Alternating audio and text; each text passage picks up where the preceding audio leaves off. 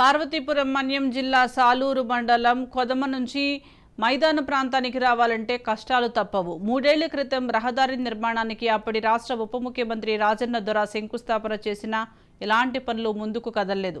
5.4 కిలోమీటర్ల మేర నిర్మాణానికి 11.32 కోట్లు మంజూరయ్యాయి. 2021లో పనులు ప్రారంభించి 2.5 కిలోమీటర్లు చేశారు. కొండలను తొలచి రోడ్లు వేయాల్సి ఉండగా రాళ్ల కప్పులను వదిలేశారు. వాటి నుంచి నడక మార్గం దుర్భరంగా ఉంది. పంచాయతీరాజ్ ప్రాజెక్టు ఏఐ శంకర్రావు గుత్తేదారుల జాప్యంతోనే పనులు ఆలస్యమవుతున్నాయని విమర్శలు వెల్లువెత్తుతున్నాయి.